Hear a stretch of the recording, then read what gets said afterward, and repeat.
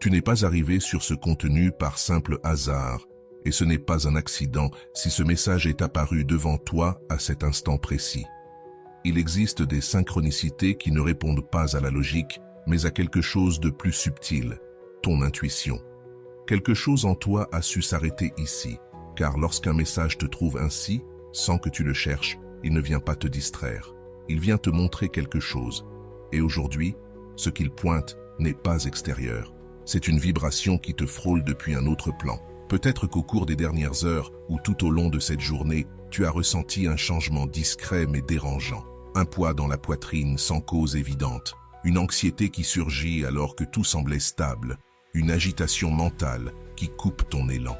Ce n'est pas ton imagination. Cette sensation est réelle. Et ce qui trouble le plus, c'est précisément cela. Tu sens qu'elle ne t'appartient pas. Comme si quelque chose s'était infiltré dans ton champ émotionnel sans demander la permission. Cette lourdeur ne vient pas seulement de toi, elle arrive à toi. C'est une transmission. À cet instant même, une personne qui occupe une place importante dans ton esprit et peut-être dans ton histoire, traverse une crise intérieure nourrie par sa propre imagination. Tu reçois l'écho émotionnel d'une tempête qui ne se déroule pas dans ta vie, mais dans la sienne. Si quelque chose dans ces mots résonne en toi, abonne-toi et écris en commentaire « Je me choisis ». YouTube met en avant ce que nous décidons ensemble. À l'instant présent, cette personne ressent des jalousies imaginaires, non pas à cause de faits réels, mais à cause d'images que son esprit fabrique sans relâche. Carl Jung l'expliquait ainsi. Lorsque nous n'affrontons pas notre ombre, nous la projetons. Et tu es devenu l'écran sur lequel se projettent ses peurs les plus profondes. Des scénarios où il imagine que tu avances, que tu n'es plus dépendant, que quelque chose ou quelqu'un lui échappe. L'esprit, lorsqu'il manque d'informations, invente des histoires. Et les histoires nées de la peur n'ont aucune limite. Il se demande « Où es-tu ? Avec qui ris-tu ? Pourquoi ne gravites-tu plus autour de lui ?» Ce film intérieur crée un champ émotionnel dense qui t'atteint, parce que les liens réels ne disparaissent pas dans le silence. Ils se transforment en énergie. C'est pour cela que tu es ici. Parce que, même sans preuve concrète, tu sais que tu n'es pas sorti de son esprit. Ce qui se produit n'est ni de la magie, ni une illusion. C'est de la psychologie profonde. Jung parlait des liens comme de champs vivants, des espaces où la psyché de l'autre continue d'agir même en l'absence de contact. Quand quelqu'un ne supporte pas l'incertitude, son esprit comble le vide par des projections. Et aujourd'hui, tu représentes ce vide actif. Non pas parce que tu fais quelque chose, mais parce que tu as cessé de le faire. Ton silence, ta récente sérénité sont devenus un miroir inconfortable dans lequel cette personne voit se refléter sa propre fragilité. Beaucoup pensent que la jalousie naît de l'attachement. En réalité, elle naît de la peur de perdre le contrôle. Ce n'est pas te perdre toi qui fait mal, c'est perdre la version de soi-même qui existait lorsque tu étais émotionnellement disponible. Quand tu n'es plus accessible comme avant, son identité vacille et l'esprit, en état de menace, entre en hypervigilance. Chaque souvenir se déforme, chaque pause s'interprète, chaque absence devient un signe, même sans la moindre preuve. C'est pour cela que les jalousies imaginaires sont souvent plus violentes que les jalousies fondées sur des faits.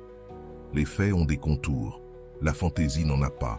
Dans l'imaginaire, tout est possible, et lorsque le possible se mêle à l'insécurité, cela devient insupportable. Cette personne ne rivalise pas avec quelqu'un de réel, elle rivalise avec une idée, une version de toi qui avance, qui ne demande plus la permission, qui sourit peut-être sans justification. Et cette image, même si elle est fausse, déclenche une douleur bien réelle dans son système émotionnel. Tu peux aussi ressentir des impulsions étranges, l'envie de regarder ton téléphone, de vérifier ses réseaux, la sensation diffuse que quelque chose se passe. Ce n'est pas une intuition mystique, c'est une résonance émotionnelle. Les liens profonds fonctionnent comme des vases communicants. Quand l'un s'agite, l'autre le ressent. Tu n'as pas créé cette tempête. Tu as simplement cessé de la contenir. Et en lâchant ton extrémité du lien, l'autre s'est retrouvé face à son propre bruit intérieur.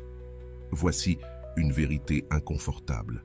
Ce n'est pas ta présence qui apportait la stabilité, mais ton attention constante pendant longtemps. Il est possible que tu aies pensé davantage à cette personne qu'à toi-même. Cela remplissait son espace émotionnel et le rassurait. Mais lorsque ton énergie s'est retirée, même naturellement, le vide est apparu. Et la psyché humaine déteste le vide. Là où il n'y a pas d'information, elle crée des récits. Là où il n'y a plus de contrôle, la peur surgit. Épictète le résumait avec une lucidité tranchante. Nous ne souffrons pas de ce qui arrive, mais de ce que nous croyons qui arrive. Aujourd'hui, cette personne ne souffre pas de toi, mais de l'histoire qu'elle s'est racontée. Elle se torture avec des questions sans réponse. Pourquoi tu ne poursuis plus? Pourquoi tu ne confirmes plus? Pourquoi sembles-tu aller bien sans elle? Chacune de ces questions érode son estime, car elles révèlent une vérité qu'elle refuse d'accepter. Ton bien-être ne dépend plus de sa validation. En consultation psychologique, ce schéma est fréquent. Des personnes qui ne supportent pas de perdre leur centralité dans la vie de l'autre. Non pas parce qu'elles aiment, mais parce que leur identité reposait sur le fait d'être nécessaire. Quand cela se brise, la peur du remplacement apparaît, peu importe que ce soit réel ou non. Le système nerveux réagit de la même manière. L'alerte s'active, le corps se tend et l'esprit fabrique des scénarios où quelque chose d'essentiel se perd toujours. Pendant que tout cela se joue en elle, toi, tu continues ta journée. C'est là tout le paradoxe. Ta tranquillité récente n'est pas de l'indifférence, c'est de la régulation émotionnelle. Tu as cessé de pousser, de te justifier, de chercher des signes. Ce retrait n'est pas une punition, c'est une maturité. Mais pour quelqu'un qui dépendait de ton énergie, cela se vit comme un abandon. C'est pour cela que la jalousie ne vise pas tes actes. Elle vise ta transformation silencieuse. Tu n'as rien à faire pour provoquer cela. C'est déjà en cours. La vraie question n'est plus ce que cette personne ressent, mais ce que toi, tu fais de cette compréhension. Car comprendre le mécanisme te rend ton pouvoir. Le pouvoir de ne pas réagir, de ne pas reculer, de ne pas apaiser une anxiété qui ne t'appartient pas. Jung insistait sur ce point.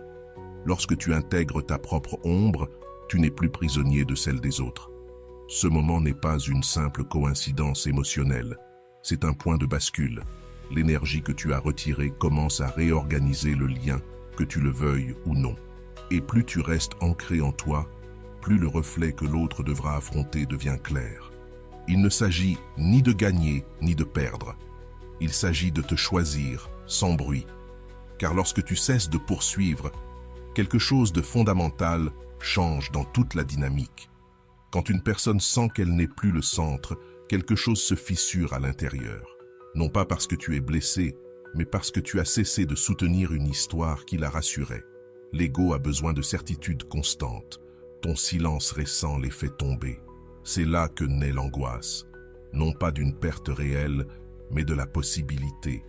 Et pour un esprit insécure, la possibilité suffit à déclencher une jalousie qui n'exige aucune preuve, seulement du carburant émotionnel. Ce carburant, c'est l'imagination. L'imagination ne distingue pas les faits des peurs. Elle agit comme un réalisateur intérieur, capable de rendre le pire scénario parfaitement crédible. Un scénario obsessionnel se répète, rejouant la même scène avec des fins de plus en plus dramatiques. Il t'imagine rire avec d'autres, avancer sans regarder en arrière, vivre une version de toi qui ne tourne plus autour de sa validation. Et chaque scène ravive une blessure ancienne, celle de ne pas se sentir suffisant par soi-même. C'est pour cela que la jalousie ne parle pas de toi, elle parle de son histoire non résolue. Il y a quelque chose que l'on dit rarement. Quand quelqu'un commence à te perdre intérieurement, il tente de te récupérer mentalement. Te penser, te surveiller, t'imaginer, ce n'est pas de l'amour élevé, c'est de l'attachement défensif. Rousseau l'expliquait clairement. L'attachement ne cherche pas à partager, il cherche à sécuriser. Et lorsqu'il n'y parvient plus, il se transforme en contrôle intérieur. Même si tu ne le vois pas, même s'il n'y a ni message ni reproche, l'esprit de cette personne ne se repose pas. Tu te demandes peut-être pourquoi maintenant? Pourquoi alors qu'il n'y a plus de contact? Pourquoi quand tout semble immobile? Justement pour cette raison.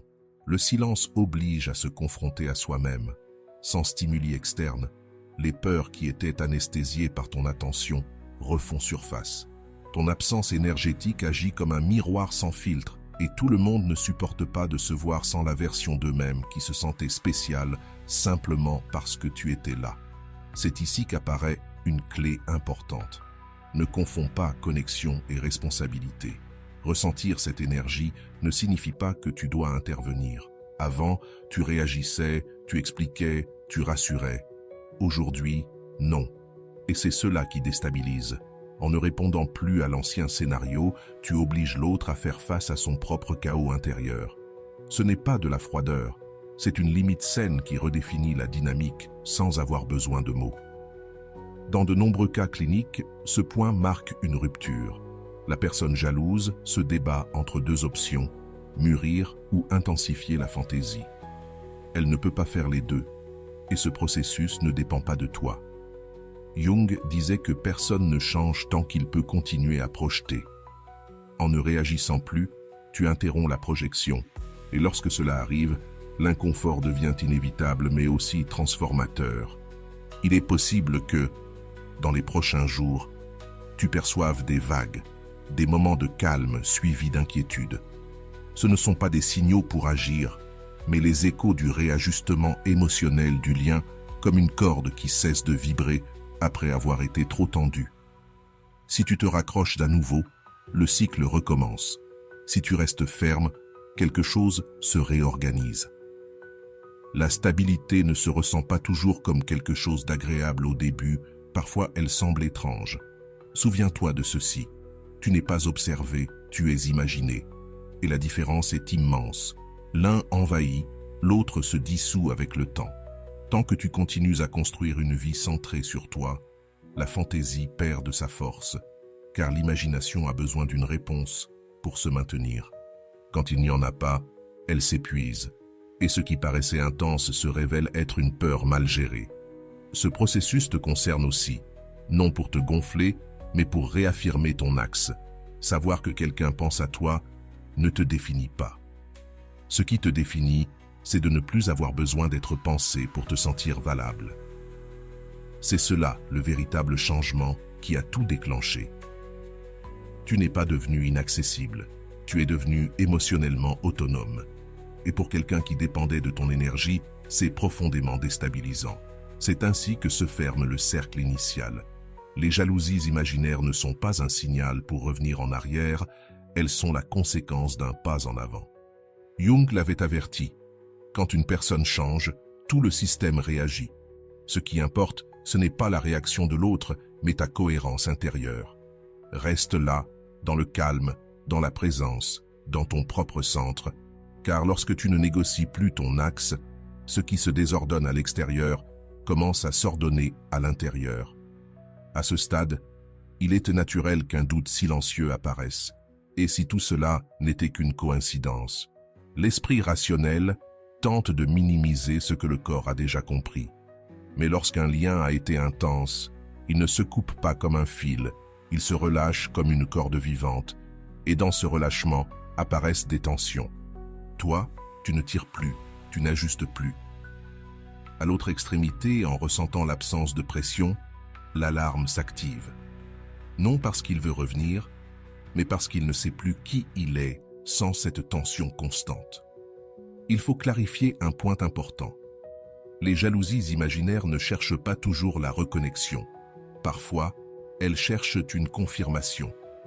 La confirmation d'avoir encore de l'importance, de pouvoir encore améliorer ton état émotionnel. C'est pour cela que l'esprit de l'autre imagine des scénarios où tu réagis. Mais tu ne le fais pas.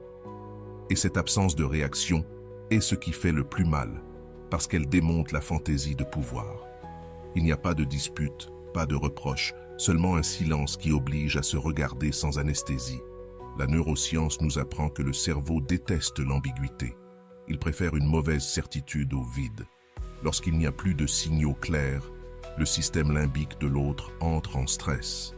L'amygdale interprète un danger, une perte de lien, une perte d'identité, et alors elle fabrique des histoires pour se calmer. Des histoires ou tu t'éloignes pour quelqu'un d'autre. C'est plus tolérable que d'accepter que tu as simplement cessé de poursuivre.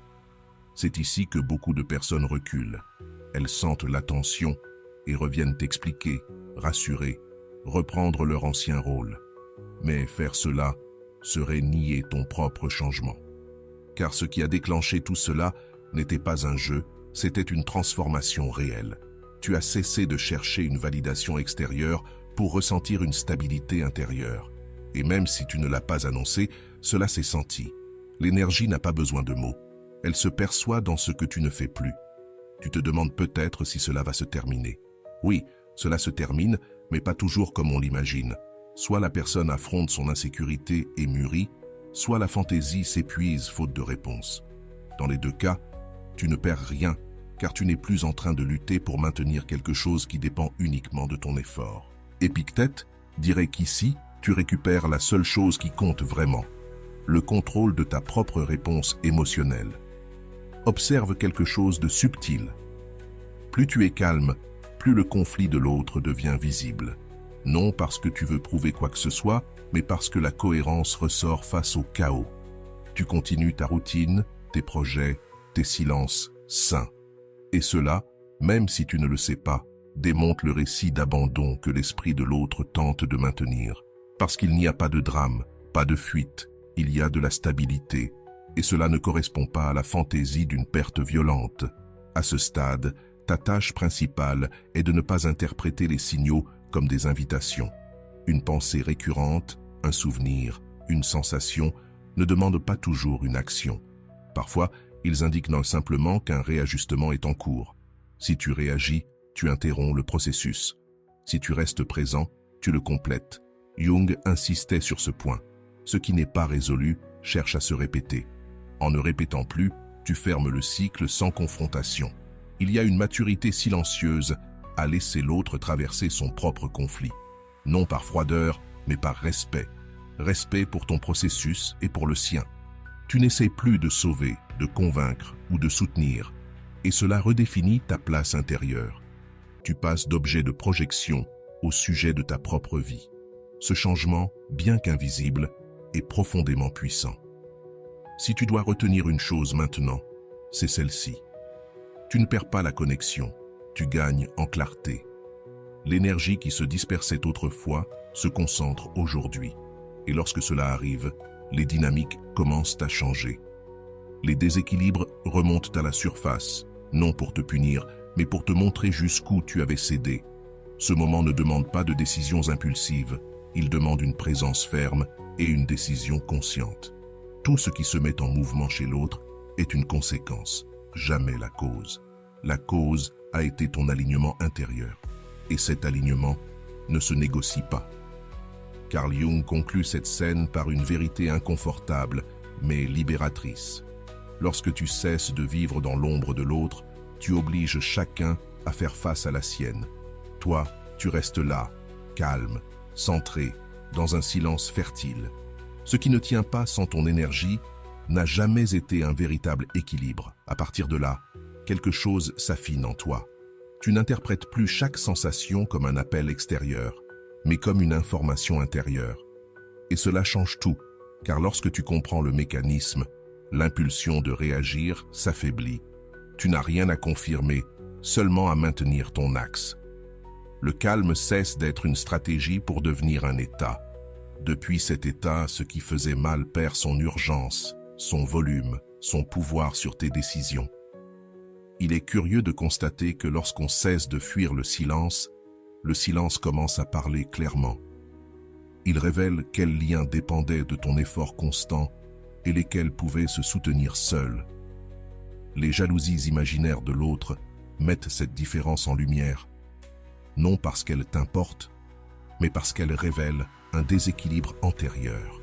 Tu ne combles plus les vides des autres et, en cessant de le faire, le système se reconfigure avec une certaine gêne initiale, nécessaire. À ce stade, la tentation est de regarder en arrière pour mieux comprendre. Mais comprendre ne nécessite pas toujours de revenir. Parfois, il suffit d'observer le présent, de remarquer comment ta respiration se stabilise, comment ton esprit cesse de tourner autour d'explications. C'est le signe. Quand le corps se détend, c'est que l'âme a cessé de négocier. Et ce que l'autre traverse, même si tu le perçois, ne définit plus ton rythme intérieur. Certains confondent cela avec de la froideur. Ce ne l'est pas. C'est une contenance émotionnelle mature. Tu as appris à ne plus confondre empathie et autosacrifice, à ne plus transformer l'inquiétude de l'autre en tâche personnelle. Jung disait que l'individuation commence lorsque l'on cesse de vivre pour soutenir des attentes externes. Ce processus, bien que silencieux, est exactement cela. Tu te différencies sans rompre, tu te retires sans fuir. Des souvenirs intenses peuvent surgir, des moments partagés, des paroles autrefois lourdes de sens. Laisse-les passer. Ce ne sont pas des appels, ce sont des résidus émotionnels en cours de réajustement. Le cerveau a besoin de temps pour actualiser d'anciennes narrations. Tu n'y retournes pas, tu les observes simplement. Et en ne les alimentant pas, elles perdent leur force. La clarté n'arrive pas comme une révélation soudaine, elle arrive comme une paix qui ne se discute plus. Pendant ce temps, l'autre peut intensifier son monde intérieur. Plus de fantasmes, plus de questions, plus de projections, non parce que tu fais quelque chose de nouveau, mais parce que tu as cessé de faire ce que tu faisais toujours. C'est ce contraste qui agit comme véritable déclencheur. Tu ne t'es pas éloigné brusquement, tu as simplement cessé de soutenir une dynamique qui t'épuisait. Pour celui qui en dépendait, cela ressemble à une perte soudaine. Il est essentiel de se rappeler ceci. Tous les liens douloureux ne méritent pas une réparation immédiate. Certains ont besoin de distance pour révéler leur véritable nature. Lorsque tu n'amortis plus les conflits de l'autre, tu émerges avec des limites claires, des rythmes propres, une énergie mieux dirigée. Cela ne rompt pas la connexion, cela la redéfinit. Et ce qui ne supporte pas cette redéfinition n'a jamais été pleinement sain. Cette phase est une phase d'intégration. Il n'y a ni euphorie ni drame, il y a de la cohérence. Tu commences à faire confiance à ta perception sans chercher de confirmation extérieure. Et cette confiance stabilise l'ensemble du système. Jung insistait sur le fait que la psyché cherche l'équilibre, pas le plaisir immédiat. Tu choisis l'équilibre. Et même si cela n'est pas spectaculaire, c'est profondément transformateur. Si le doute apparaît, reviens au corps, à cette respiration qui ne s'accélère plus, à cette poitrine qui ne se referme plus. Ce sont des signaux bien plus fiables que n'importe quelle pensée. L'énergie qui se dispersait auparavant s'ancre désormais. Et quand cela se produit, l'extérieur perd sa capacité à te décentrer, non parce qu'il n'a plus d'importance, mais parce qu'il ne gouverne plus. Ce processus ne demande pas de conclusion hâtive. Il demande de maintenir ce qui s'est déjà ordonné en toi. Ce que l'autre fait de son imaginaire ne relève plus de ton territoire. Toi, tu continues à affiner présence, clarté et limites souples. Carl Jung dirait qu'ici commence la véritable liberté psychologique. Lorsque tu cesses de réagir à l'inconscient de l'autre et que tu commences à habiter pleinement le tien, quelque chose devient évident dans cette dernière étape. Tu n'as plus besoin d'anticiper.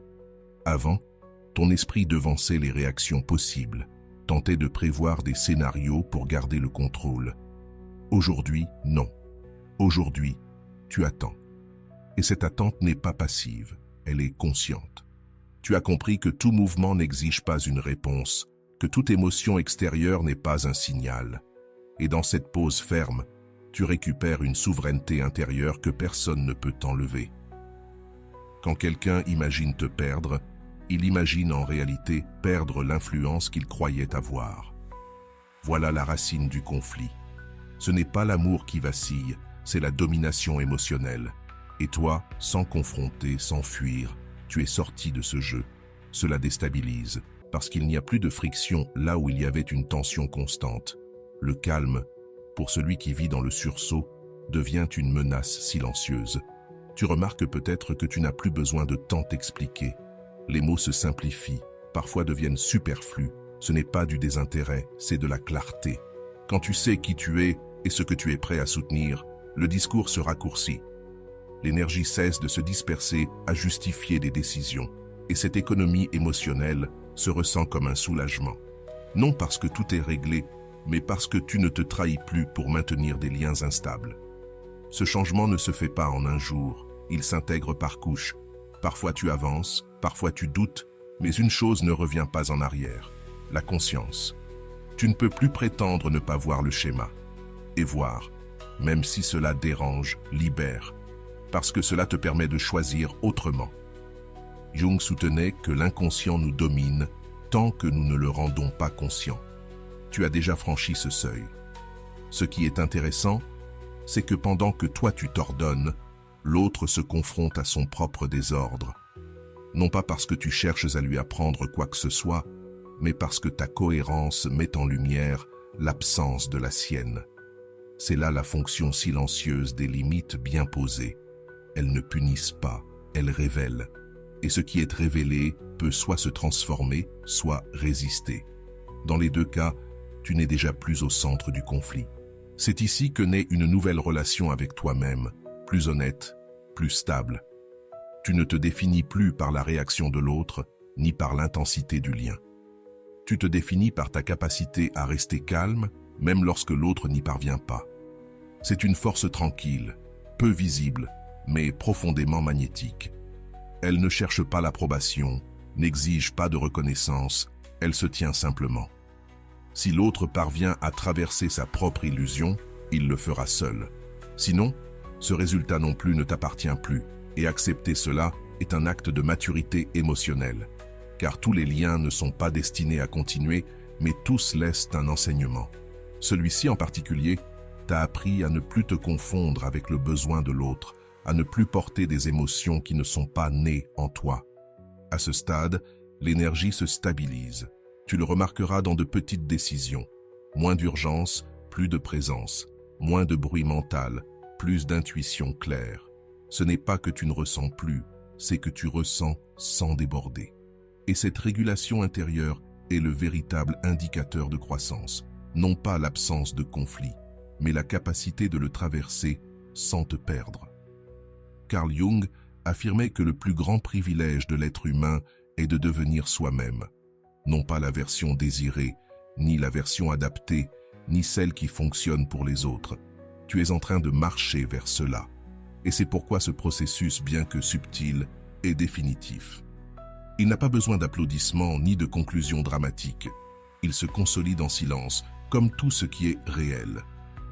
Tu sais désormais que les jalousies imaginaires de l'autre n'étaient pas un signal pour revenir, mais une confirmation de ton avancée.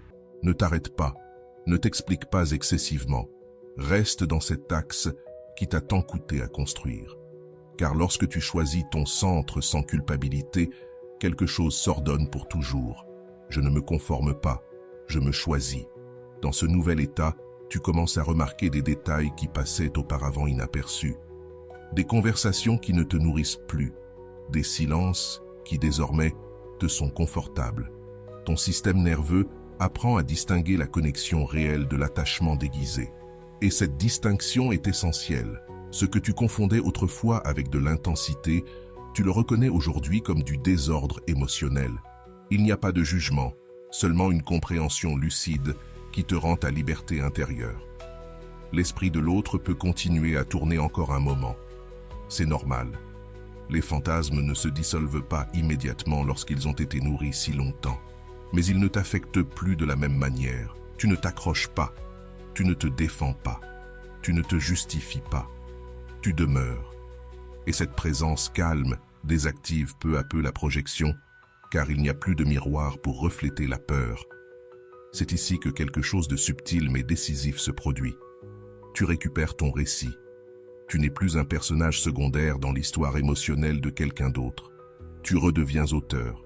Et lorsque cela arrive, les relations cessent d'être définies par la tension pour être définies par le choix.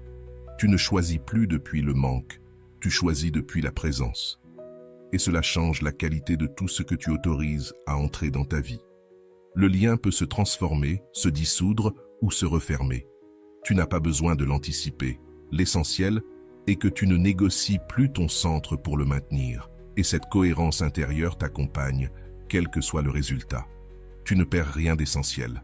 Au contraire, tu récupères des parts de toi que tu avais données sans t'en rendre compte, en croyant que c'était aimer. Depuis cette position, même le souvenir change.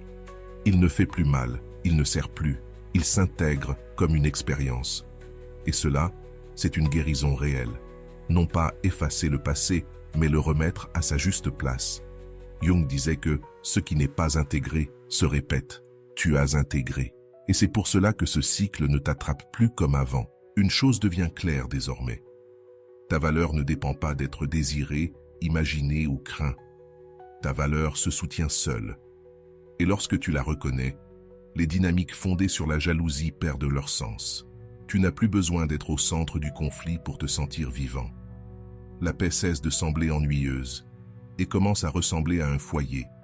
C'est le point où beaucoup s'éveillent sans bruit, sans annonce, sans explication publique. Juste une décision intime de ne plus revenir en arrière. Si cette réflexion t'a accompagné jusqu'ici, abonne-toi et laisse un cœur. Ce geste simple permet à cet espace de rester vivant et d'atteindre ceux qui sont prêts, eux aussi, à se choisir. Carl Jung nous rappelait que la véritable transformation ne cherche pas les applaudissements. Elle cherche la cohérence. Tu n'as pas changé pour provoquer une réaction chez l'autre. Tu as changé parce que tu ne pouvais plus te trahir. Et c'est la marque d'une psyché devenue solide. Ce qui viendra ensuite, qu'il s'agisse d'un rapprochement ou d'une clôture, ne naîtra plus de la peur, mais d'un choix conscient. Reste avec cette vérité finale. Tu n'es l'ombre de personne. Tu n'es pas la fantaisie de l'autre ni le théâtre de ses peurs. Tu es présence, limitée et claire. Et depuis cet endroit, tu choisis différemment.